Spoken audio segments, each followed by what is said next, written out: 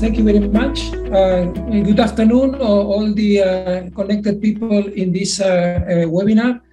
Welcome to the Hospital of the Future 360 Degrees webinar. And this is the webinar number 5 in the series that we have started last year, in November last year. In this occasion, the topic is has a relevance for the moment that we are living since 2 years ago, the hospital disaster preparedness. Our chair of today is Professor Leandro Pecchia from the University Campus Biomedico Roma, who is going to introduce you the agenda of this webinar, as well the guest speakers that will be with us today. Some recommendations, so we will dedicate minutes in the end of the webinar for the participation of the floor with questions. Then please send your questions through the specific space that you have in Zoom, questions and answers, or if you prefer in the chat. So Leandro, good afternoon, welcome, and thank you for chairing this session, and the floor is yours. Dear Sergio, thank you for the invitation to me to organize this webinar that I decided to co-chair with Professor Yadin David. Yadin is a professor of clinical engineering, is certainly one of the most experienced clinical engineers which I know in this field. And as I was telling him a couple of weeks ago, Yadin talks of disaster preparedness since I have memory of him. Yadin is now the editor-in-chief of Global Clinical Engineering Journal and is the interim president of Global Clinical Engineering Alliance, which is the wider global organization putting together clinical engineers from all the continents. He has been before president of the American College of Clinical Engineering, which he has been among the founders of, professor of biomedical engineering and director of biomedical engineering departments at the Texas Children's Hospital. So professor, but well-grounded in the field. So Yadin, thank you for accepting this invitation, and thanks also to all the speakers, Salvatore D'Antonio, which is a professor and an expert of cybersecurity, Tom Judd, chair of the Clinical Engineering Division of the IFME, which is the World Scientific Society of Biomedical Engineering, and Madison Moon, which is the focal person for the WHO for the Health Emergency Program, focusing on IPC, infection prevention and control. Given the nature of the global disaster we are living now, probably there is no better speaker than those at the WHO, which look at the emergency from the side of infection and prevention control. Now, when we first conceived this webinar, we started thinking hard on how to define a disaster. And to be honest, that's not difficult for a very simple reason, that you can collect experiences. You can report on the last disasters that we have been living. Now we are in a pandemic and countries in Europe are facing a war. And you can go back with memory. For disaster, you can acknowledge to natural disaster, errors, and so on and so forth. But really, it's not easy to give one definition because we cannot predict the next. That's why preparedness in this field is more important.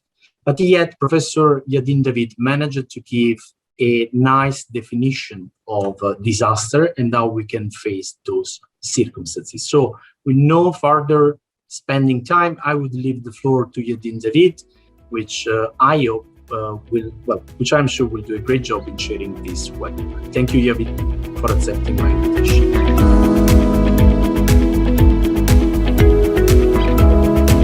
Leandro, Pecchia, that's a tremendous opportunity for me to be part of this distinguished faculty. It's an honor, and I'm delighted to get up at 5 o'clock in the morning in Houston, Texas, and be participant here in sharing experiences. The main reason I was involved over the years with the disaster preparedness is because at one time we were not prepared. And that's all it took to make a disaster period for patients in the Texas Medical Center in Houston because of a heavy rain that caused flood that flooded the first floor of 42 hospitals where all the generators, the vacuum system from the emergency and surgical suite, the telephone switching gear, and the elevator controlling, and I did say generator, all were on that floor. And you can imagine when it was covered with water, we lost everything. We lost oxygen supply pressure, we lost electricity, we lost air conditioning, we lost light, we lost communication. And there are individuals in the hospitals, especially the officers and the leaders, who are routinely practice preparedness, but the technology part and the clinical engineering department were not part of the preparedness. Nobody was thinking technology can default somehow in disaster. I learned from that we must demand to have a seat at the table. And when you have a war room and there are plaques in front of the different individuals sitting there in charge of supply, in charge of communication, in charge of nursing, in charge of security, there should be a plaque saying in charge of technology. And this project of ODIN, looking at multi-center in Europe, in designing how technology can better serve in future smart hospital, must include this portion of technology preparation for disaster. This disaster preparedness is essential. I invite all of you to engage, to take it to heart, and raise questions and participate in planning to make sure that you are prepared. And hopefully you will never have to prove it, but you must have preparedness in the plans of action. So with that, Leandro, I bring it back to you, and hopefully we're going to have a very productive morning here with this faculty. So thank you again for the very nice introduction and for being here with us and for accepting moderating this session. So as time passes and the use of software within hospital has been exponentially growing, then cybersecurity set the scene as a new potential area for disaster and therefore for need of huge preparedness. Probably one of those in which we are less prepared, because historically, if we like, this has been the last technology entering the hospital if we compare to more established technologies so far. And as a speaker today to cover this important issue, we have Salvatore D'Antonio. Salvatore is Associate Professor of Computer Science Engineering at University of Napoli, Partenope. There are different universities in Napoli, and Partenope is one of the ancient ones, which will actually give a talk entitled Enhancing Cybersecurity of Connected Medical Devices, Open Challenges and Risk. Because as correctly highlighted in Salvatore's title, the point is not just the risk we face with one medical device, and now we include software, medical software into the definition of medical device, but they will see in details, and the details becomes really complicated when we put things together. Human being, technologies, and one technology with another. So Salvatore, thank you very much for putting the effort on this particular challenge of connected medical devices. The floor is yours.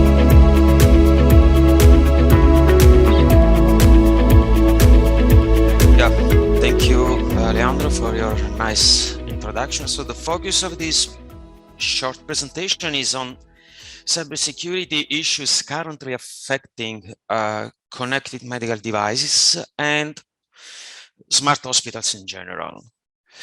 I will start by providing to show, since evidence is showing that we are under attack, I will provide you with some information and references to recent cybersecurity incidents. I will start from WannaCry, your well-known ransomware.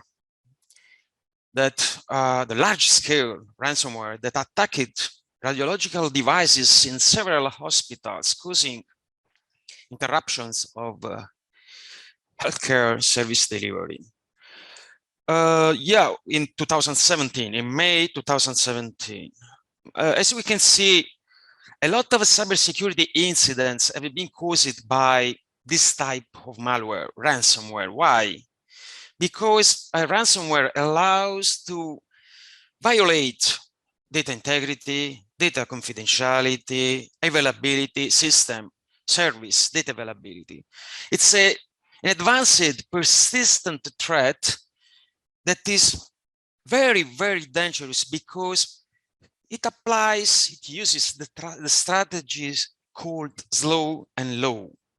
So it remains invisible, and then it causes damages. Let's say it can be used to block any activity inside a hospital, a smart hospital. Ransomware is a powerful tool to gain access to personal and sensitive data, to erase this data or to modify it. And if we consider crypto ransomware, it allows to encrypt data, making it unavailable to the authorized user. Regrettably, when we talk about cybersecurity, when we talk about risks concerning connected medical devices, we cannot limit our analysis, our assessment to the security domain. The second bullet, the HH Office of the Inspector General, picked the first death resulting from a ransomware attack in a German hospital in September 2020. The German hospital was forced to turn away a patient who needed a critical care. So due to the ransomware, the German hospital was unable to provide the usual service. And then this resulted in a death. So cybersecurity and safety strictly connected. Other relevant cybersecurity incidents. In October 2021, St. Joseph's Kendall Health System was attacked by ransomware, which made the Georgia health system offline for many days. The attacker was able to access the network for 6 months. Again, in August 21, the Forefront Dermatology, a Wisconsin-based organization, was experienced an attack, an intrusion that resulted in unauthorized access to files of a Forefront IT system containing patient and employee information. A lot of individuals was affected by this attack. So this is the trend. A lot of cybersecurity breaches in 2021. We experienced a growing, let's say, number of cybersecurity breaches, data breaches, starting from 14 million in 2018 and to 45 million individuals affected in 2021, from 14 million to 45 million in 3 years. So an adage has begun to be repeated by cybersecurity professionals. It's not if an attack will happen, but when. So this means that we need to be prepared. We need to be ready for detecting, for reacting to cybersecurity incidents, to cybersecurity attacks in our smart hospitals when connected medical devices are largely used. So recent technical advances have resulted in changes, the technology shift in healthcare delivery. Now, medical devices cannot be considered anymore as a standalone system, as a standalone device. It is connected, it's integrated. We have networking, we have operating system, we have hardware, we have software in a single element. of a complex ecosystem called smart hospital. So we need to change our view. We need to change our perspective. Interconnectivity and integration make medical devices vulnerable to security breaches in same way as any other networked computing system, as any other web server, as a mail server. The same vulnerabilities affecting a web server could affect a medical device, a connected medical device. So there is an increasing concern that connectivity and integration of these medical devices will directly affect clinical care and patient safety. So we need to consider this change in the current scenario, this technology shift. Medical information flow, medical device or information flow was conventionally unidirectional from the device to the healthcare provider. Now things have changed. Now, due to the technology advances, remote interaction with the devices has become possible, and contemporary devices are networked and connected to monitoring system, to networking devices, to electronic medical records, and so on. So again, medical devices are no longer a standalone component of the clinical care process, and therefore they are not afforded the protection against cybersecurity attack that was once provided by exploiting standalone segregation. Standalone segregation is useless now. So which are the risk factors? Okay, connectivity, integration, but also use of off-the-shelf software. So software is considered, new definition is coming. The FDA considers software as a medical device. So use of off-the-shelf software is a further risk factor in the overall scenario of cybersecurity of connected medical devices. Advances in the Internet of Things, IoT devices, which blur the lines between public, private data, the common aspects related to the beyond bring your own devices. So devices that move from private to public network without any control. Proliferation of wearable and home medical devices, as well as telehealth offerings. And finally, as Leandro mentioned, social engineering and human factor. We talk about behavioral weaknesses, behavioral vulnerabilities, not technological vulnerabilities. The human factor, phishing, downloading of dangerous attachment while using email, putting our information in a social network. All this allows attackers to gain useful information to improve the effectiveness of their strategies. So cyber attacks can be initiated by, as we have already seen, through the introduction of a malware or a ransomware into the equipment, or by unauthorized access to the configuration settings of data of a device. And starting from then, we can move from a devices, the device of the network equipment to the data storage, to the cloud, if we are storing data on a cloud. So we can see how complex is the scenario and the infrastructure we need to protect. So which is the target? Which is the final target of this activity, of this strategy? Okay, the attackers are really interested in gaining access to patient data health that can be sold. Users to run phishing scheme, to send emails in order to get other information, other sensitive information, or be combined with other data to facilitate identity theft. Or they could be interested in the product performance data, which could, in a, let's say, market of sensitive data, which could be sold to competitors or manipulated to undermine the device maker's safety and efficacy. And finally, data from other devices connected to the same network. And then we could have a system-wide impact, a large-scale impact of our attack. So I was mentioning FDA defining medical devices and including in this definition software, electronic and electrical hardware, including wireless. So the regulatory bodies have acknowledged the seriousness and the huge, let's say, scale, the huge importance, relevance of the problem by publishing the recommendation for managing cybersecurity risks and protecting patient health information, safety,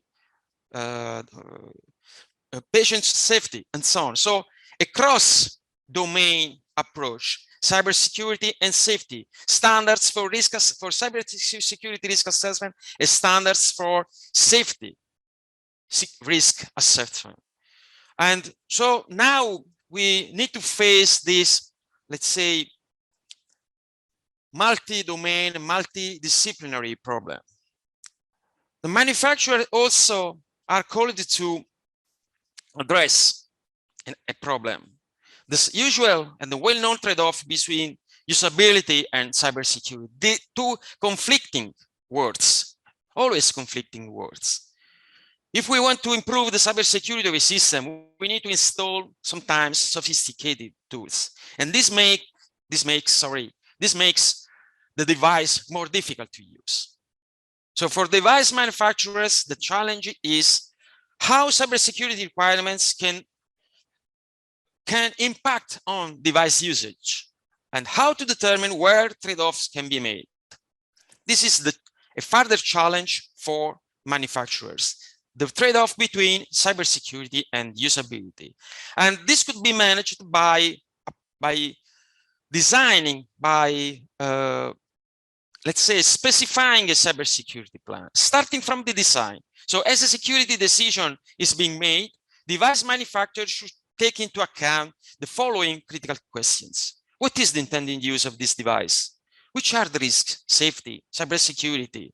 In general, how likely is a cybersecurity breach? So these are the questions that a manufacturer should be taken into account while designing, while covering the entire life cycle of a connected medical devices.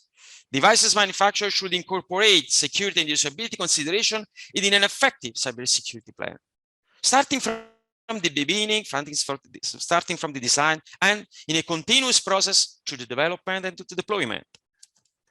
So security by design, proactively addressing cybersecurity threats at the design stage, secure communication requirements, data integrity requirements, data confidentiality requirement, who can access these devices, this connected device, which user, which is the role of this user, the privileges of this user system authentication, physical access, reliability and availability of the connected medical device while it is under attack, while it is experienced an anomalous situation due to an attack, a cyber attack. And now we can move the target from as you said before, from a single device to an entire and a whole ecosystem, this smart hospital scenario, where the connected medical device is just an element, together with other more. So we have the focus on the most critical category. Sorry, the type of the most critical categories of assets in a smart hospital. And this is mentioned in a report produced by the ENISA, the European Agency for Network and Information Security, who published this report dealing with the cybersecurity issues affecting a smart hospital. So the critical assets are networking equipment, interconnected critical information system, data, networked and connected medical devices, mobile client devices, remote care system. Some of them are the target of attacks. Some of them are the vector to perform an attack. Some of them are both as a target and a vector. So we, in order to address the cybersecurity issues affecting a smart hospital, we need to embrace, let's say, a wider approach. We need to improve the cybersecurity of smart hospital with respect to the most critical asset category I mentioned before. Reduce the risk of malicious actions, so the technological part. Reduce the risk of data breaches, the data. Empower smart hospitals to become the main actors of their cyber resilience improvement process by involving people, by involving personnel, the human factor, the human in the loop. And finally, support and encourage a smart hospital to take a comprehensive approach to risk management at the IT level, at organizational level, at the human level. So the need of a cybersecurity continuous improvement process, design, implementation of something, evaluation, validation, fixing, adjusting, and then monitoring to evaluate the effect of our measures, cybersecurity measure, and then again, a closed loop control system supervised by the human. So the evaluation of the risk profile will analyze input from different sources in a smart hospital. We have an ecosystem, not a single element. And then we need to consider information at IT level, information about assets, about events occurring inside the IT infrastructure, cybersecurity events, cybersecurity anomalies, okay, concerning the IT layer, the IT infrastructure, devices, medical devices, networking devices, operating system, applications running on top of these devices. Human level, the status of the cybersecurity training, let's say a process for increasing the risk awareness of people working inside the hospital, the social engineering aspects of this problem, make people aware of the risk they are exposed to. And finally, organizational level, the set of processes and best practices already in place to protect the major assets of the smart hospital, to revise, to review the best practices, the regulations, the standards, in order to take into account the new risks, the new cybersecurity risk we are experiencing, we are exposed to, okay? So this information can be used to refine the risk level. For example, we can lower it in case specific solutions are already in place against some specific risk. Then you can redefine, recalculate the risk profile inside our organization, inside our smart hospital. So the scenario has changed. We need to improve our approach. We need to change our approach by considering different aspects. Okay, the core part is the connected medical device, but around it, there are any other elements to be taken into account. An entire ecosystem to be addressed by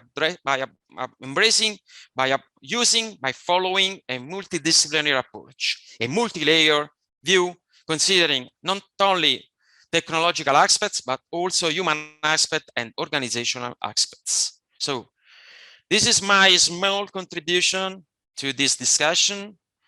Obviously, all the problems cannot be addressed, cannot be investigated in a 10 minutes presentation, but I do my best. I hope that I managed to convey the message about the let's say the danger. Thank you, Salvatore. You touched on very essential elements. You know that in hospital, the workforce, probably more than half has been educated more than 15 years ago, where those topics were absolutely not on the table. Now we are now starting introducing this issue also in the medical schools. And thank you very much. Yadin. You're welcome. Thank you. This is tremendous subject, just like Leandro mentioned a moment ago. I want to remind the faculty that they have access to the Q&A button at the bottom of the screen. And please, if the question or comment come to address a subject you just talked about, I would encourage you to go to Answer Live and can type your response. We already have a question for Mario Luigi, and going as following, Salvatore, that's for you. In Italy, we should spend 500,000 euro per year to protect medical devices and other network devices, just like you mentioned, systems. Really, cybersecurity is very expensive, and the CEOs normally don't understand the value of this cost, or I would rephrase it, don't understand the return on the investment. What would be your comment about that? Okay, so I think that I'm come from university, so I don't have the right feeling about the, let's say, the impact, the business impact of a cybersecurity attack. But I know, based on my experience, that the costs related to the improvement or the enhancement of cybersecurity is completely covered by the, let's say, the possible impact caused by an effective cyber incident. So normally the economic, the business impact in a cyber attack could be very, very high, more than the few dollars or the few euros that can be used to patches. You can use to patch, our mail server, our web server, our FTP server. Okay, few dollars are needed to improve that, to patches, to protect our system, and this cost is completely covered by the possible impact of a cybersecurity incident that could destroy the reputation of an organization, could destroy the data, could cancel, erase the data owned by that organization, resulting in a huge damage. Okay, for that organization. Let me jump in and thank you for the answer. And if you can, please go and pick up the next question about the electronic medical record question relating to cybersecurity. If you can type the answer there, I will appreciate as well as the submitter of the question. I think that what we need to emphasize, in addition to the technical and the economical cost, we are talking about patient, about human. We are talking about outcomes, and that is not a price dependent answer, but a life and wellness dependent answer. So we need to remind ourselves that we are in practical world where there are actual human beings being subjected to diagnosis, therapeutic, and recovery treatment. And that is something that is priceless. With that, Leandro, I will ask you to introduce the next speaker. Thank you very much. And thank you, Salvatore. Really appreciate it. So our next speaker is Tom Judd. Tom Judd has a long experience of clinical engineering as well. And I stop here. I don't want to recall all the life Tom Judd has had before becoming a clinical engineer. But in this very moment, he's the leader of a very alive community of clinical engineers globally. He's the chair of the clinical engineering division of the IFMB. And Yadin will bring us back to the hospital, where really there is this huge need for preparedness in order to face disaster and emergencies. Tom, please, back to you.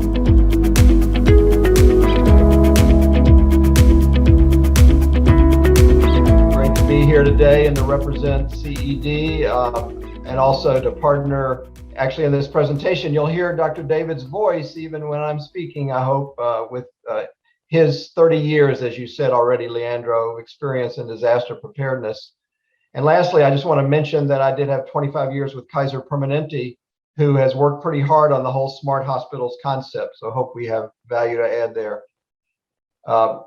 Disasters have, as we know, been around pretty long there, since Dr. David reminds us, since the beginning of recorded history with the flood, and that has impact today. So disasters have been of many kinds, and we know that. And the human impact, the patient impact has been incredible. A few days ago, I know for a part of disaster is certainly the pandemic of COVID and over 6 million global deaths. So there's quite an ecosystem of disasters, and we're all pretty aware of them, both the natural from weather and all these sorts of things, as well as man-made. And by the way, I'd mentioned that I know many of us care about what's happening in Ukraine, and the CED and the Global Clinical Engineering Alliance, the Global CE community stand alongside International Hospital Federation and trying to see what we can do. And it's not only what we can do now, of course, that's important, but what we can do later to help put that health system back together. So in my brief remarks here, I want to talk about really 3 levels, not unlike the speaker before who did a wonderful job.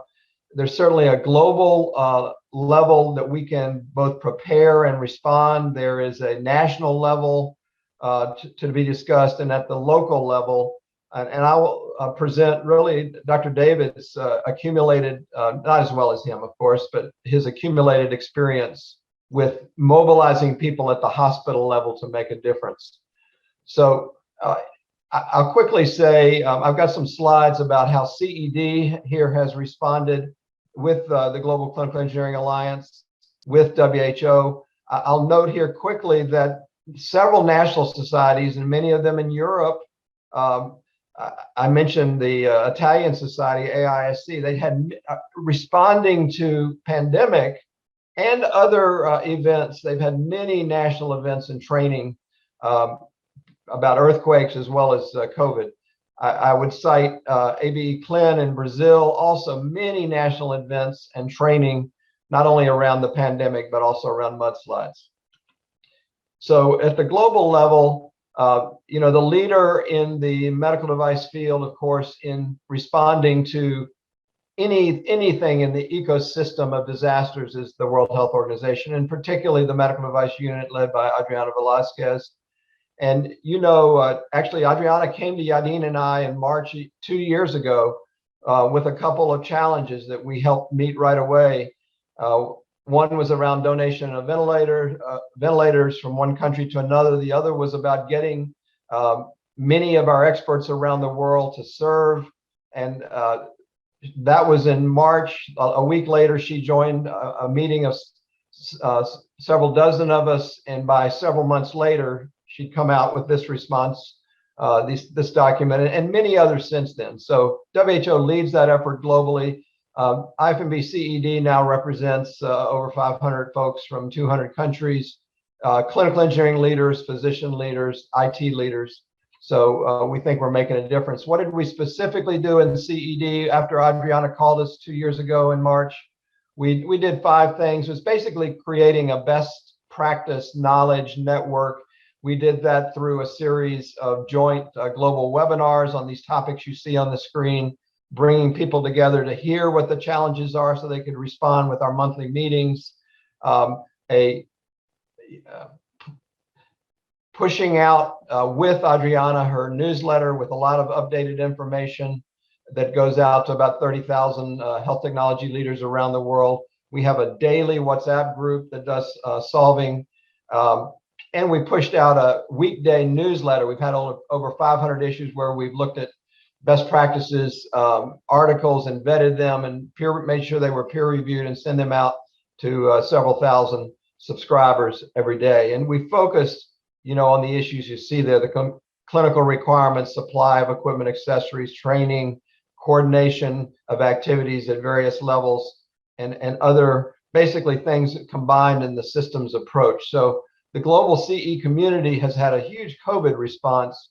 And as I mentioned, the national response has been important, really led by the national clinical engineering, biomedical engineering societies. But the heart of my message today that really can be used by many of you and can be used in a smart hospital context is, once again, stealing Dr. David's slides and him giving me some insights, is got to have a plan. There needs to be a technology plan, as Yadin said in his open remarks. The clinical engineer, the health technology manager, the biomedical engineering leader has a role. There's all kinds of issues that come up in the midst of these all kinds of disasters. Certainly power and IT hardware failure you see on the graph on the right. But as you prepare, think about these things. I've got a series of slides. I want you to think about this emergency preparedness plan and think about where you are certain parts of the world are more, more prone to earthquake, some more to floods, some more to mudslides. Think about where you are. Be ready to take pictures of what happens. Think about things before, during, and after. And I'm going to also share some resources. So it is a process, this emergency preparedness. And, we're all pretty familiar with, pulling the right people together, determining what needs to be done.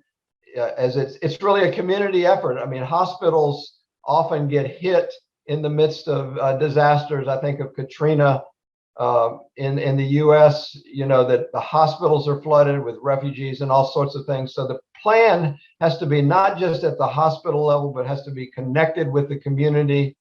And, we are the part of the healthcare delivery world. We clinical engineers, we technology leaders, alongside our IT friends and our, the cybersecurity threat, we have the subject matter experts that need to plug into this process.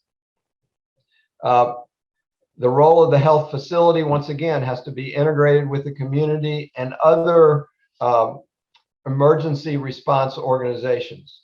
So, and I mentioned already, hurricane refugees, needing healthcare in the community. Sometimes, I know in Houston, Yadin described the situation where the flood took out the power grid.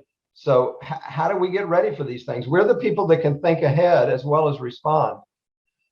So just some thoughts, particularly for clinical engineers, before the disaster strikes, as it shows there in red, not only know your facility and all of the pieces related to technologies, but prioritize those assets of when something goes down. How are you going to be ready? What are alternatives you can do around power? What are alternatives you can do around oxygen? And then you've also got to think about the clinical engineering staff and the team, and are they going to come in shifts? So that how are they going to be involved with equipment readiness? I know the story of our colleagues in Beirut with a terrible explosion in August, I think of 2020.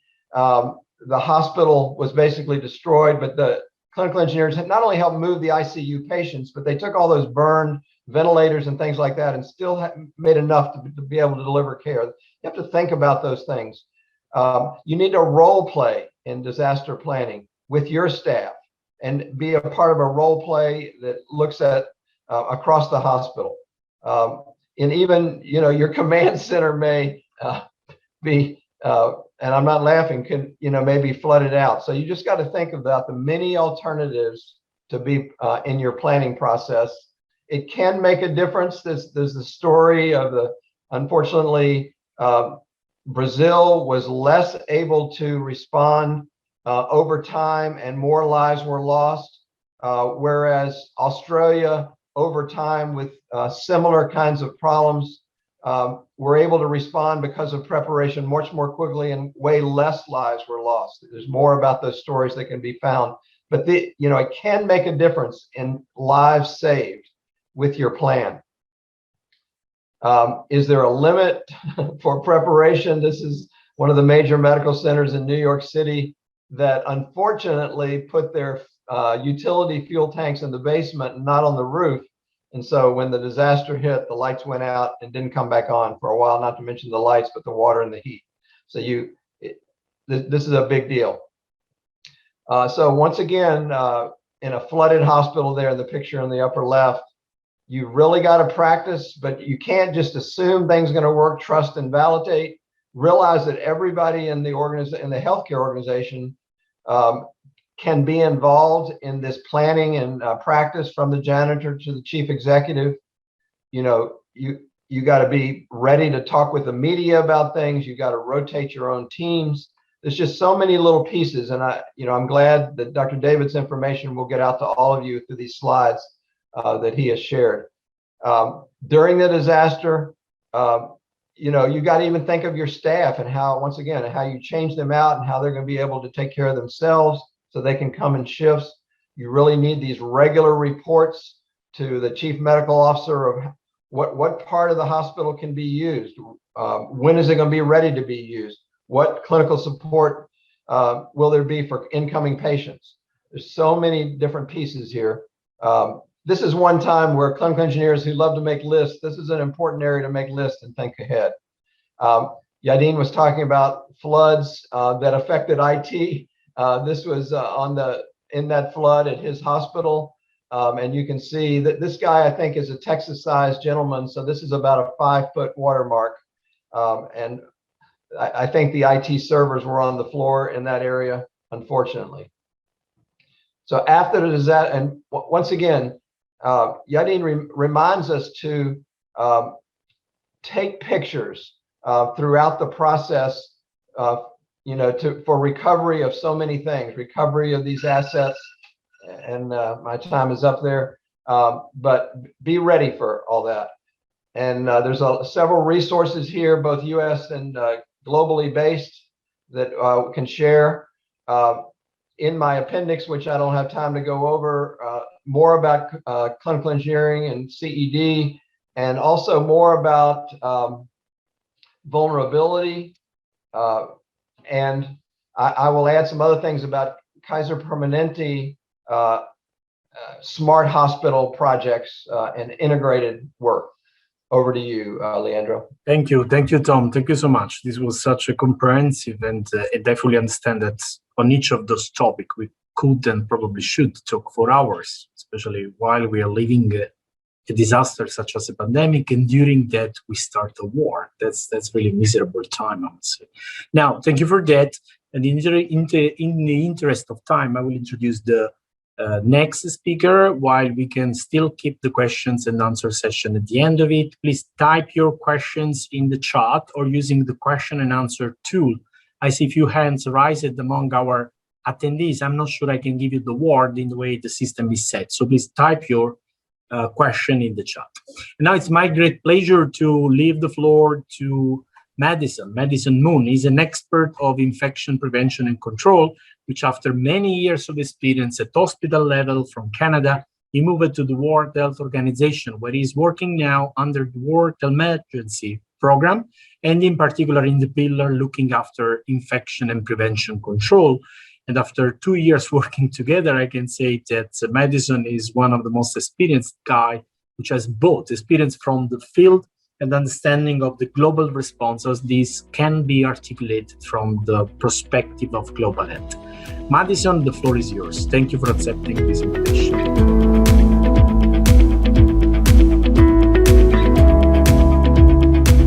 Well, thank you, Leandro. I'm very happy to be here today.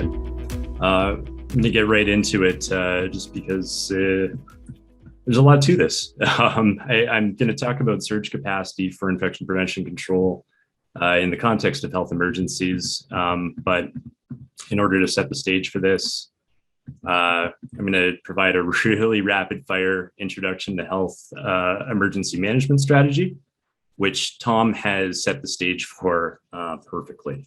And then I'll just add, water, sanitation, hygiene, infection prevention and control is an essential component of safe care delivery. And ultimately what this looks like at each stage of an emergency. All right, let's do this. Health emergencies are everywhere, is a constant piece that is ever expanding. And the expansion of health emergencies is in some ways due to a better interconnected world that we are able to recognize risks to human health and respond appropriately by grading them as health emergencies. So this at the top is just signal events that indicate health emergencies per WHO's health emergency dashboard.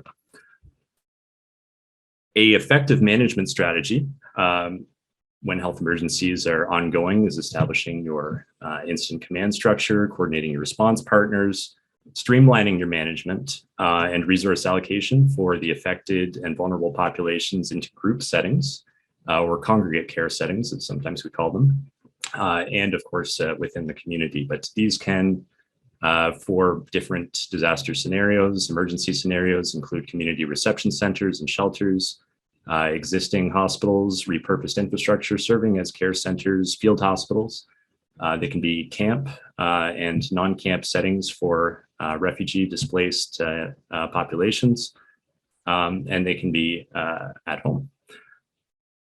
We need to ensure when coordinating effective response strategies that the appropriate availability and distribution mechanisms proportional to the needs of the population to have safe and secure critical infrastructure, response personnel, food, hygiene supplies, and administration are always in place.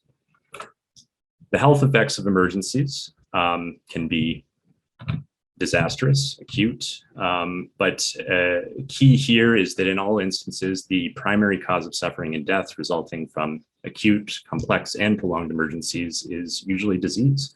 It is not starvation, drowning, bullets, or bombs. It is the disruption resulting in disease, various types. The broad risks associated with emergency management capacities where you are moving populations into congregate care scenarios is to ensure safety of work, to ensure that the health workforce, which may also be impacted by the emergency, is available, and that surge capacity for available staffing is always in place. Is the available infrastructure able to respond and care for the affected individuals? So are the hospitals up and running? Is there critical care capacity for those who require intensive levels of care? And what are the alternatives? And our peripheral systems, which also will feed into the capacity for these systems to respond, are they able to keep up? Is this, and this is the basics, the water, the food, the electricity, transportation routes in and out, medical and hygienic supply availability, and what is the prevalence of known health concerns? It's kind of the epidemiology of the situation, including infections circulating in the community affected by the emergency, which will become very apparent once we move everybody into one space. So surge capacity is the ability of a health system to maintain a sudden and unexpected increase in patients, the capability of a community and its local or regional healthcare facilities or systems to handle a potentially overwhelming influx of patients caused by disasters, large-scale accidents, or terrorist attacks. So this is also of interest for contact tracing and COVID-19 strategies, some of which used congregate care scenarios for quarantine, and of course, for isolation facilities, even at the mild and moderate level, in order to effectively remove the risk from the community and place patients in congregate care scenarios. So in emergencies, this entails rapid identification, adaptive and integrated service delivery by a multitude of responding partners. There is lots of systems at play here. Maximum emphasis to preservation of human health, ensuring all basic needs are met, and ensuring that this managed care scenario does not amplify or exacerbate the emergency scenario. So now just a quick pivot over to water, sanitation, hygiene, and this is the basic infrastructure for water quality and availability, hand hygiene capacities at point of care with clean water and supply support, clean and safe sanitation, plumbing and excretia disposal systems, and waste management. And these are basic infrastructural components, and the effectiveness of infection prevention control interventions is dependent on these systems being constant, and that no disruption in these systems exists, so the facility can continue its operations without risking that the water source or any other basic infrastructure is going to become a risk of infection. Infection prevention and control is a series of systems, it's huge, and backup and contingency systems that will reduce the risk of an infection in a congregate care system. It's often used as a measure of quality of care within a health system or facility, but it's also the epidemiological means of investigating and managing cases, clusters, and outbreaks with the primary goal of breaking the chain of transmission. And just as an aside here, this is my major interest in infection prevention and control, is that it is in some ways kind of the purest form of epidemiology. You have a managed care facility, you have charted health risks and histories on patients. You have all administration of drugs and food charted. It allows you to do epidemiological risk assessments and investigations in a way that you could never do in a public setting without a significant follow-up interviewing and establishing all of these records. So having all people in one place for managed care scenarios allows you to do a lot with this. Globally, infections happen all the time. Of every 100 hospitalized patients at any given time, about 7 in developed countries and 10 in developing countries will acquire at least one healthcare-associated infection. That's really just of surveillance that we know, or infections that result in something symptomatic that we can assess or would be caught by existing surveillance systems. So the number is probably much higher than that for colonized infections, which may spread and may cause symptomatic infection in somebody else. Low and middle income countries, frequency of intensive care unit acquired infections at least 2 to 3-fold higher than high income countries. Newborns at especially high risk in developing countries. Infections can result from every interaction with the health system altogether. You are congregating a patient base that may be there because of infection or may be there because of something else. There's lots of people who will use the healthcare system, in multiple places over multiple times. Those risks just continue to increase with all interaction with the care scenario. And that can be human to human, contaminated hands, medical equipment, contaminated water and food sources, infrastructural deficiencies resulting in fungus and reservoirs of infection, inadequate waste and excretion management, inadequate food safety, handling, refrigeration, quality. These are all ways in which infection can transmit, and this is our chain of transmission. In order for infection to transmit, every single one of these links needs to be in place. And our goal with infection prevention and control is to break the chain. And it is going to be in a different way in some cases than others. In some cases, we're trying to isolate our susceptible hosts so that we have the highest risk populations segregated in different ways. That's the use of negative pressure rooms, the use of dedicated care facilities, and additional controls in settings where patients with, say, oncology diagnoses are being treated. Infectious agents, variety of infections that spread in health facilities, mostly related to bacteria, viruses, and funguses. Reservoir of infection could be, on anything. Portal of exit is how it transmits from a human to that environment, or potentially through mold growth. Mode of transmission is how it can transmit back into a person, usually through affecting the mucous membranes of a susceptible host. And that's that portal of entry to try to reduce the risk of either inhaling or having it reach the mucous membranes of a person. And our dermatological barrier, our skin, is our best barrier to infection altogether. So these are the hierarchy of controls. And I'm going to go through the bottom 3 parts of it, but I'll just briefly speak to the top parts. Physically removing the hazard could be in the context of some vaccinations. This is a physical means of, substituting the hazard by the very low risk of adverse events from vaccination with having immune protection. Physical removal may also be removing of excreta, waste, and pulling it away from the patient environment. And it is also part of surveillance and screening practices, because this is a substituted risk. Rather than having a patient be part of the general patient population and general care scenarios, if you can identify that risk through assessment and isolate them appropriately, then you can have managed care proceed that way.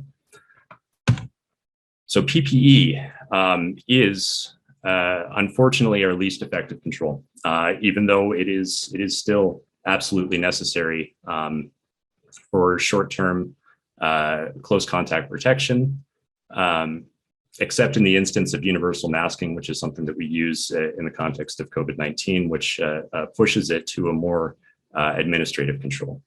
But it will protect the health worker when used as part of transmission-based precautions in the instance that we identify that this patient is suspected or confirmed with an infection. It can provide source control from the wearer to some extent, and that's where that universal masking piece comes in. It can mitigate infectious reservoirs from spreading outside of the patient room or space because you will doff and discard the PPE when leaving the room. But it risks self-contamination during both donning and doffing if it's been inadequately stored ahead of being worn by a health worker. Then contaminant risks can be on the PPE itself before it even reaches them. It also risks creating an infectious reservoir if there's inadequate availability of waste management to remove the used or soiled PPE after use. Administrative controls are where the bulk of infection prevention control activities fall in. And that is ensuring that you have that screening and triage step, that you have training on standard precautions, that you can perform a risk assessment on the patient, you can implement transmission-based precautions as needed. Lots of different standard transmission-based precaution core tenets. Occupational health and hygiene, of course, extremely important for protection of health workers. Having managed flow between your spaces to reduce contamination risk by ensuring that there is proportional cleaning and disinfection that is happening after use of each space.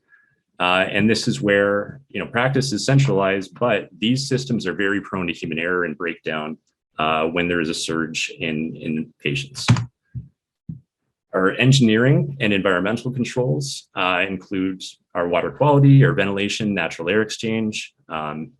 There's different rates that are applicable to different environments. Our heat and humidity controls, having furnishings that have antimicrobial qualities, refrigeration of medications and food products, and our active environmental controls. And those are active and kind of blur the lines between environmental and engineering and administrative controls because they require human intervention. But these are all considered the highest level of passive or active infection prevention control because if these controls are consistent and dependable, they will provide the greatest level of risk reduction systematically without being affected by human error. So this is just a overview of the core components of an infection prevention control program. But let's get to surge capacity. What falls apart? During surges, very high risk of overcrowding, system breakdowns, resulting infection transmission. And this is all of our different ways in which this can happen is you lose adequate space and systematic flow. Your space and infrastructural capacity, both in physical space to avoid overcrowding and in ventilation capacity is overwhelmed. Your adequate staffing, both in just number of staff, but also ensuring that all staff are trained to be able to maintain existing systems, as having additional surge supports can be unfamiliar with the health facility environment and all of the applicable practices. Having adequate supply availability is been a consistent challenge in the context of COVID-19 specifically because of breakdowns in the supply chain, and surveillance as a activity that loses traction pretty quickly in the context of emergencies. So what fell apart in COVID-19? So in short, everything, but not universally. This experience is varied as infection prevention control capacities do from facility to facility. And we're learning more every day about what the overall impact has been. But some generalizations we can say is that experience of community transmission and overcrowding health systems is pretty consistently resulting in increased prevalence of antimicrobial resistant infections, health worker infections, and increase in healthcare associated infections overall. Difficult to determine overall rates of healthcare acquired COVID-19, but of course, this is happening with greater frequency than we can measure at the moment. Optimistically, there's been lots of gains in priority implementation of infection prevention control programs. So putting this all together, surge capacity, infection prevention control, emergency management at a preparedness stage, 6 months ahead of an identified threat. You can implement WASH and IPC core components if they're not already in place, train and provide guidelines, cheat sheets, and job aids for entire for your service continuity, but for the service community. Establish your facility flow from first interaction of the health system through to patient care in a variety of situations. Reduce your congestion and overcrowding, including in your waiting rooms. Improve your surveillance, charting, and laboratory management systems as your way to measure how everything is going. Partnerships with other health facilities to refer or develop your standby roster. Recognize and mitigate infrastructural deficiencies and implement as many systemic infection control controls as possible. And learn from where they break down, because there is always going to be healthcare acquired infections, even in well-functioning non-emergent scenarios, and they are all opportunities to learn. Preparing for your ability to be a congregate care setting is to establish what your limits are and to perform simulation exercises. Now, in a readiness stage, which can be between 2 weeks and 6 months ahead of an identified threat, you need an IMS structure. It's incident management specific to infection prevention and control. It usually falls under a subcategory of either quality assurance or patient safety, or sometimes occupational health and safety for the facility. And to continue monitoring potential breakdowns, you need to stress test the system, ensure that there are threat-specific continuity measures, actioning those contingencies ahead of time for things that if your infrastructural capacity is going to be overwhelmed, then that needs to be addressed. Staffing, supplies, these all require contingency measures that should be in place ahead of the arrival or response stage of a threat. Coordinating partnerships for your surge supports, and this is in a stage in which you need to come up with the concrete plan of where patients are going to go and where surge support is going to come from, and consider your infrastructure, staffing, and supply availability, and what backup mechanisms can be in place. During your response phase, I'm going to go into a little bit of this flow piece in just a second, because this is really the high stress test of whether your systems can effectively withstand pressures on increased patients that are within your care. So you need to ensure your multimodal strategies are maintained and expanded. You need to reinforce guidelines, ensure consistent communication channels on adjustments, which is part of keeping up with best practices and adjusting rationally. Make sure that you are identifying threats within your practice, which is unfortunately the patient base, and enforce and implement systematic controls and contingencies, including referral capacities. The best possible systems for infection prevention control are ones that are very consistent, including your flow. So this is the flow of a waiting room as part of our severe acute respiratory infection treatment center manual, and noting that there is steps at each portion of it. At patient entry, patients receive a mask, are asked to wash their hands, are addressed to a dedicated individual booth within the waiting area to avoid close contact transmission with other patients. Is also a way in which we can determine how many patients are in a space at any given time, keeping the occupancy limit below whatever the assessed limits of ventilation and other controls are within that space. Screening is performed within these dedicated spaces. Suspected cases are moved to dedicated isolation room areas or referred to outside treatment centers if there is a referral mechanism in place, and a non-case moves into the to the health facility. And this is, so at the bottom here we can see this is a treatment center that has been developed in the context of Ebola. And this is also at this top part here with the screens.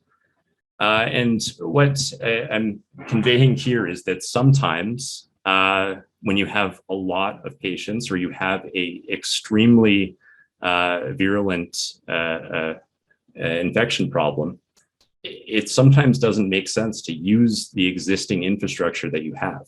It does make sense to start, from scratch and see if you can develop, at least temporarily, what a perfect flow system could be that has all of the systems in place to be able to prevent infections. But in any temporary care scenario that's being set up like this, it should always work its way back into the health system. So this is, when you are starting in a response phase, you don't have that readiness step to be able to do infrastructural improvements and components.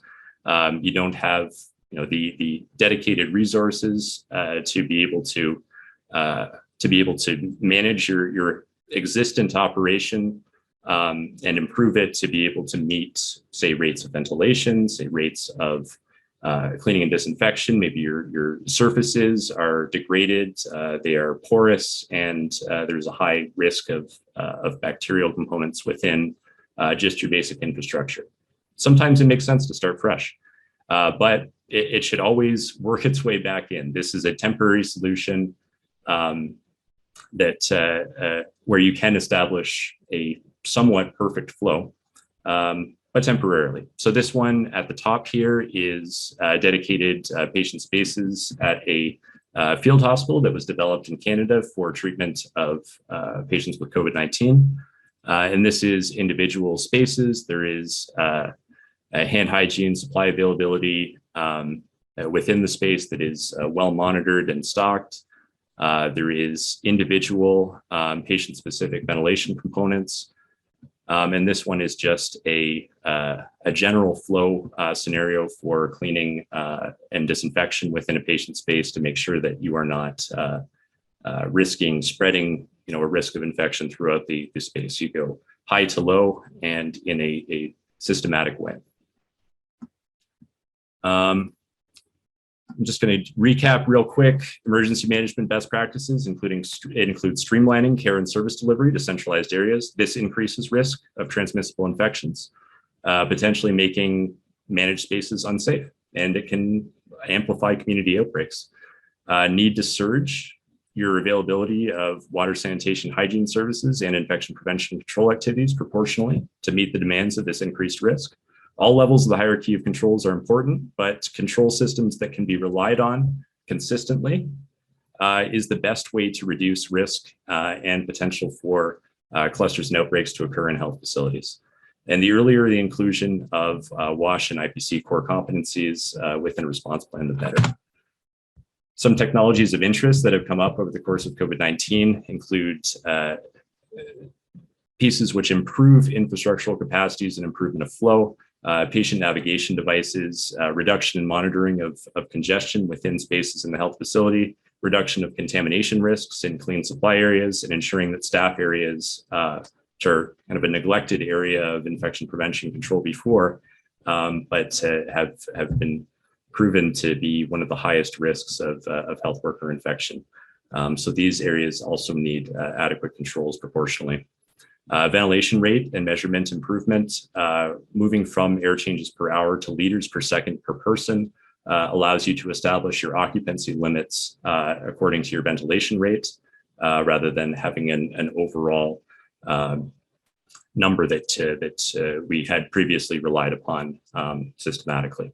Administration controls require different technologies which can assist with all of the practices Technology is assisting surveillance and management of healthcare-associated infections in order to streamline that practice, which we'll break down. Having higher level respiratory protection, which can be worn comfortably for long periods of time to reduce risks associated with management of masks and touching them. Technologies that allow for reprocessing or decontamination of PPE in the context of severe shortages. And just as some resources here, there's the WHO Infection Prevention Control Team,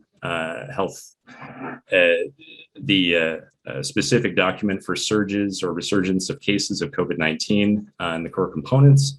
And I've also included the Severe Acute Respiratory Infection Center Treatment Center facility design document, which I think will be of great interest for anybody who wants to make infrastructural improvements to any health facility. And of interest just for how this is thought of in the context of a response scenario. This is the ECDC's document on operational considerations for prevention and control of infectious diseases in the context of Russia's aggression towards Ukraine. So I hope that really rapid fire overview was helpful. That's over from me.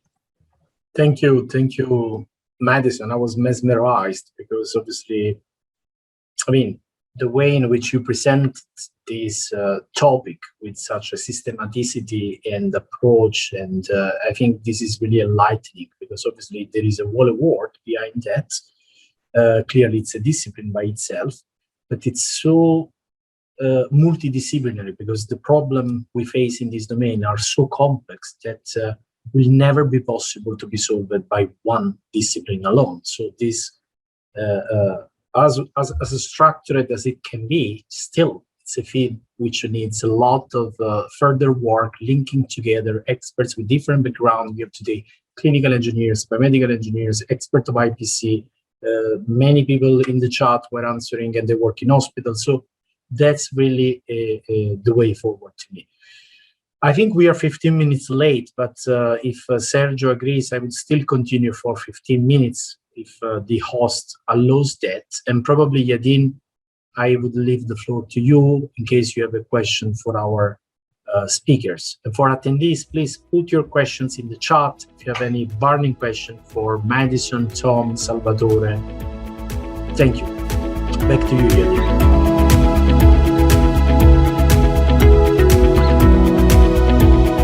Perfect, Leandro. Excellent 3 presentations covering different topics and raise already interest among the audience.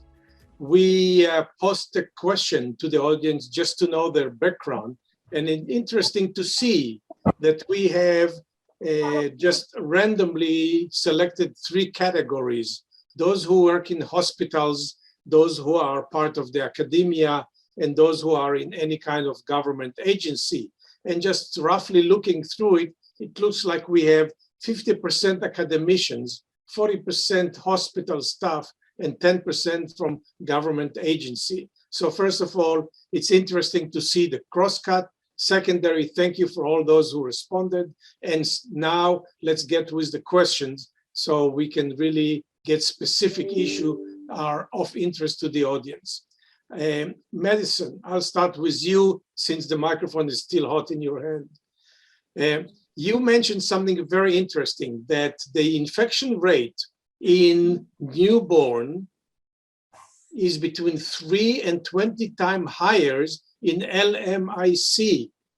You know, it's a striking statistics for me, and I'm saying, you know, we can't accept it. That's by itself is a disaster. That's an event that requires preparation. What would you say to those people who are dealing with that as to where the sources are that they can improve on that situation? Well, thank you so much for that question. This is well, it's always a timely topic. Unfortunately, is that we're consistently seeing rates of neonatal sepsis, you know, that are often identified very late and in the context of you know, what would be a graded health emergency, you know, maybe even 6 months ago, but this is just being reported to us in higher endemicity and and surveillance aspects. So I think that is maybe the key. First of all, is identifying that a problem exists. It's not a satisfying answer, but it's the first possible way in which interventions can be put in place. So this is recognizing, using sequential organ failure assessment scores, looking at just early indications of sepsis and the clinical diagnostic pieces for that. And sometimes this can't be done, systematically, because it's not part of an electronic patient record. It's part of a patient charted paper record. So recognizing that first, that there is a problem within a specific health facility, because it's not all health facilities, but it's a very high risk because there is a lot of mucous membrane exposure, a lot of handling during labor and delivery processes, and of course, just of management of neonatal care thereafter. So lots of risks for contamination, lots of risks for portal of entry of infection, and recognizing that a specific setting is causing those infections is the first piece, and then mitigation support is going to be a whole range of multimodal interventions in order to prevent it going forward. Over from me. Thank you very much. Very, very important. Thank you. I will go next to Tom, and then most of the questions were to Salvatore, so we'll keep him after that. Leandro, I'll put you on the hot seat as well, because some of the questions relating to how can the audience gain a seat in the table, or otherwise, how can they get involved in the future smart hospital design and protection? So I'll come to you, Leandro, with that.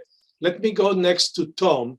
And Tom, you talked very nicely about going from devices to system, and technology is a part of a system. So if we need to triage a hospital and say, this is the most important part of the system we need to care for, this is the second most part, how would you triage technological system as far as disaster preparedness planning?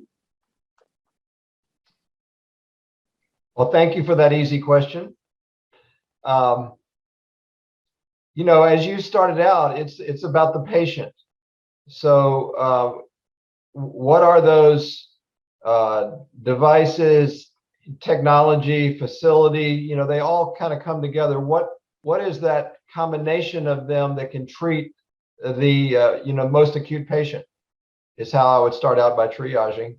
I mentioned that story from Beirut where, not only clinical engineer and the team did what was needed right at the moment, they moved ICU patients out of a burned room so they could still get care, but then they somehow managed to get enough of the ventilators back in work, because this was during COVID also in this Beirut hospital.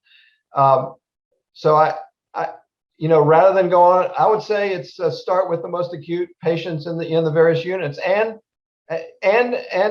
mother and babies, like our friend was just talking about, Madison. So great, thank you very much. We in the Global Clinical Engineering Alliance with CED are involved with international project collecting data about surgical robots and what might be the challenges to operating those. And like Salvatore was talking about, the cybersecurity and interruption of hacking of surgical robot from outside the hospital was one of the challenges that was presented to us from every corner of the world. So Salvatore, coming back to you, it's very easy to start from A to Z, list the questions we got for you. How do we protect electronic health records? How do we prevent cybersecurity attack?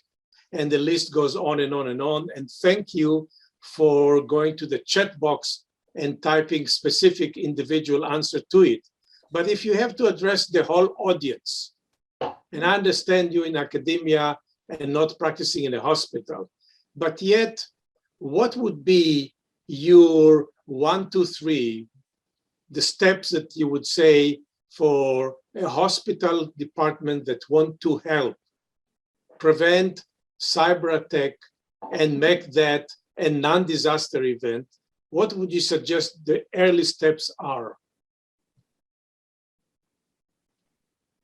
Okay, yes. The first step, so the priorities to me, in order to increase the cybersecurity level of the infrastructures supporting supporting healthcare providers is first of all to train people, training and trials should be performed in order to make employees, to make personnel working inside the hospital aware about the risk. So there are some common attitudes, some common best practices that should be improved, that should be up and then applied. But usually they are only papers. They produce best practices, but they forget that, and they forget the best practices on the desk. And then, okay, we produce the best practice, but we ignore them. No, it's not. It's a small effort. It's a really small effort. But so you know, to change the, this is common aspects that could be adopted by and performed by any user inside the hospital, to protect the password, to protect the files, to make copies. I mentioned ransomware. I mentioned ransomware, the effect of a ransomware. There is no need to invent the wheel again to protect from a ransomware. Ransomware is a complex attack that could be prevented by using a copy of a simple copy of the critical information, of the critical data. If I periodically do a copy of the critical information, any ransomware is not effective, because the ransomware could encrypt the data, could remove the data, but I always have the copy of those data. So no one can attack me by doing a ransomware. They can ask me anything, dollars, euros, on a PayPal payment, on a walnut, a virtual walnut, on a Google virtual walnut, nothing. I will not do anything because I have a copy of my data. You can cancel them, but I have another copy. So this is a simple task that could prevent, that could make any ransomware useless and effective. But no one do this. No one do a copy. No one does a copy of a critical data. A single point of failure, a single system that, in case it crashes, everything goes down. This is what still critical inside a healthcare organization. It's really simple tasks, simple steps to be performed that would reduce the impact or eliminate the impact of an attack in a very useful way. But we don't. This is the change. That's why I'm mentioning a change of our mind. So we need to. There was a technological shift. We need to have a similar shift in our behavior, in our approach to cybersecurity. Single tasks, simple tasks to be performed in an effective way. That's it. Thank you, Salvatore. Please go to the Q&A. Yes. There's a question for you from Eugene, and he wants to have one more question.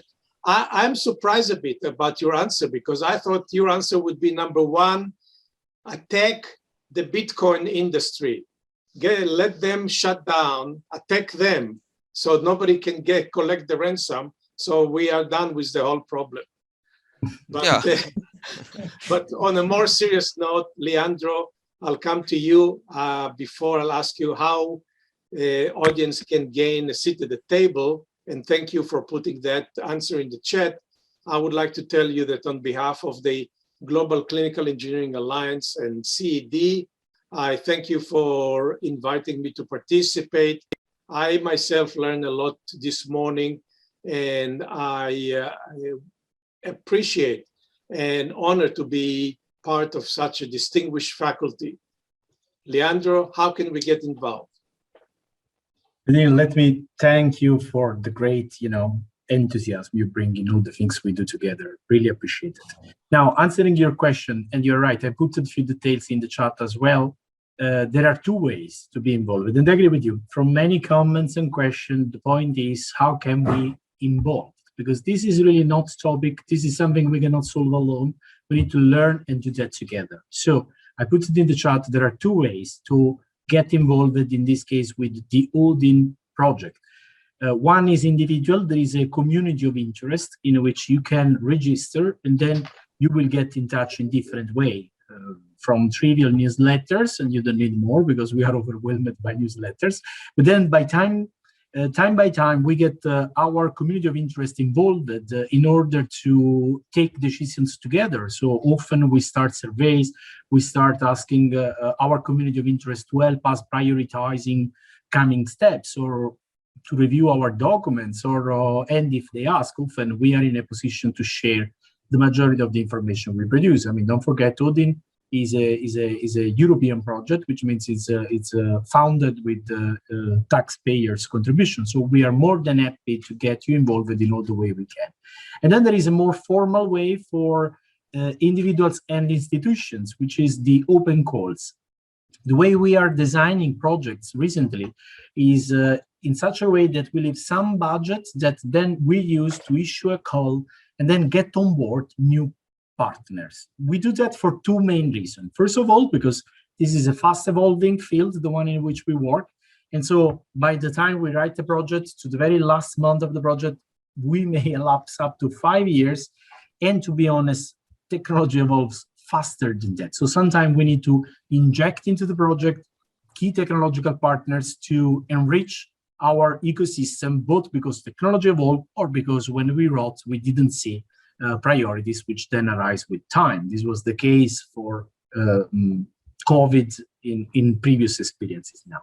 And also because the reason why we use open call is because we want to have independent evaluation of our work. So often we open the call to new clinical partners which may like to adopt before the end of the project our technology, and we put budget for that, for them to use our technology, because this is the best way to test if what we have done with our clinical partners since the very start of the project is really effective or not. So this is, as when you train a model of artificial intelligence, you do that with your training data, but then you validate it with a validation data set, something which you didn't use before. So if together with our clinical partner, we shape a solution, then most likely, if we use it with them, it will work. But if this solution works with a sample of novel pilot partners which were not involved into the design, then we have a higher chance that our technology may work universally also beyond the end of the project. I put the link to the project into the chat. I don't think those information are yet over. This project is just ending year one this month, but we still have at least 2 years enough to go, so those informations will be back online. Now, I'd like to return the word to Sergio Guillan, which is the technical manager of the project. And Sergio, this is not the first webinar you have been organizing within the ODIN project, and certainly will not be the last. So having a closing word for you would be very much appreciated. Thank you, Sergio. Wow, thank you very much, Leandro. Yes, this is not the first webinar. This is the number 5. And I have to say that it is the longer one so far in terms of minutes, because it was incredible, interesting, the not only the presentation, but also comments around made by you and by participants.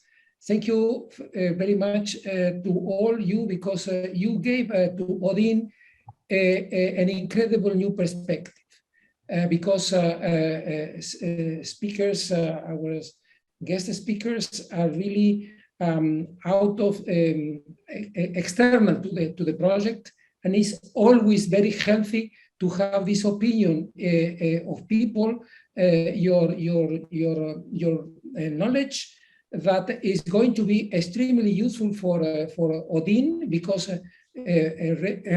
disaster preparedness is one of the key aspects in the pilots that you are going to face in the next future. Thank you very much to all of you again. I appreciate a lot your participation, your effort to being here today. Thank you, Leandro, for the organization of this incredible panel. And then I give my appreciation also to participants that have been connected to the webinar. And then I commit you for the next months, end of 27th of May, who is going to be of April, who is going to be our next webinar in the ODIN 360 degrees Hospital of the Future series. Thank you very much and have a good day.